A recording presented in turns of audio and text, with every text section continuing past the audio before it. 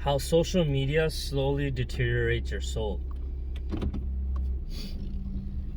So all of us have some form of social media. We have some sort of online profile, online presence. Whether it's LinkedIn for career purposes, whether it's to post pictures of our trips around the world, whether it's to connect with our friends and family who live abroad, we all have some sort of social essence online. And I think it's causing more harm than good. This is just my honest opinion, because now people have become so reliant and addicted towards these apps. You know, even in LinkedIn has become like a kind of like a Facebook. You know, you're able to search up other people's profiles, and then when you search up someone's profile, they have a notification that you searched up their profile. And you're comparing your qualifications with somebody else's qualifications. Sometimes people message you, random employers try to contact you and ask for your oh, you seem to be of the, you have the qualifications to get this job. And just like Instagram, just like Facebook, you are able to be superficial with your life on LinkedIn. You are able to lie about your qualifications. And it's the same, as I said, it goes both ways. Like in Instagram, it may seem like you have a lavish lifestyle, but you really don't. But that's not the real problem. The real problem is how much we compare ourselves to people online, and how addictive and how these social media websites have made it like to make us glued to their sites. It's the same with YouTube as well. Even if you casually watch YouTube, sometimes, actually a lot of times, casually watching YouTube can end up being hours. I have been caught in this trap where I'm just like doom scrolling, right, through like the shorts and the reels, and an hour goes by and my brain just becomes numb. I don't learn anything. I feel tired, mentally drained. After like 30 minutes of looking at YouTube videos, I feel just mentally drained. And then I close the app, and then I take like a 2, 3, 4, 5, 10 minute break, and then I go right back at it again.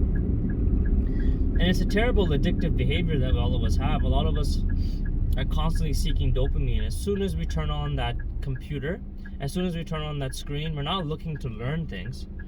A lot of us are just looking to get dopamine hits. And a lot of us are looking to entertain ourselves whenever we have time for ourselves.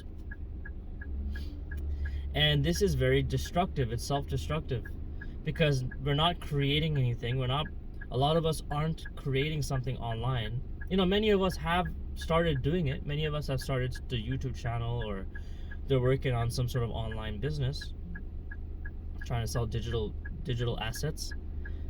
But a majority of us are not doing that. A majority of us are just consumers. We're just online,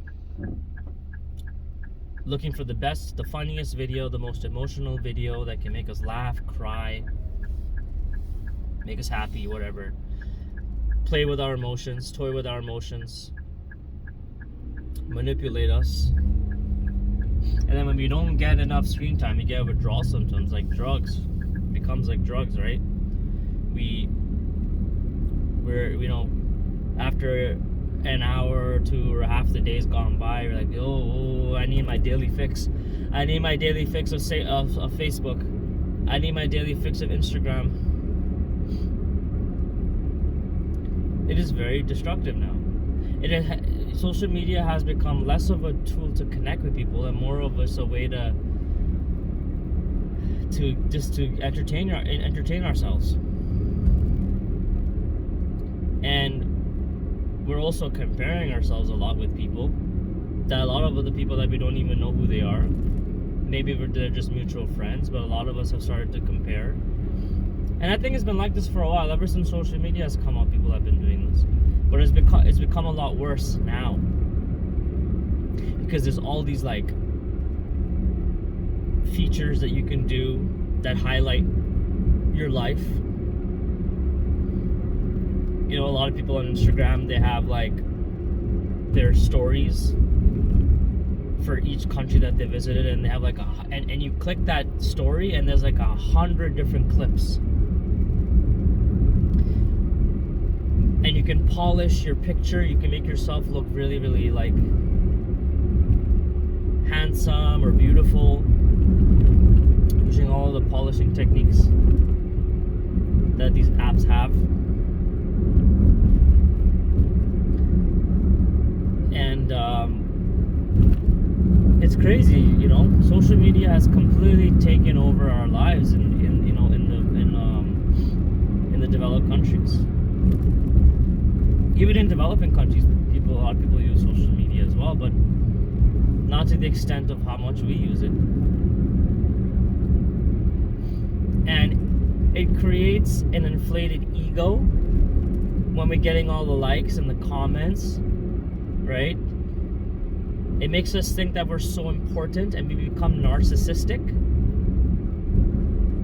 You know, we have this high sense of like self-importance that we deserve the world.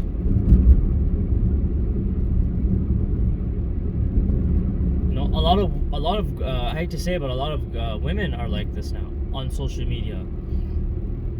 They have all these profiles that have thousands of followers, and all of them are commenting, "You're so beautiful, you're so gorgeous," or, you know, people are DMing them all the time. Guys are DMing them all the time, and it inflates their ego. They think that they're like you know, the Queen of England.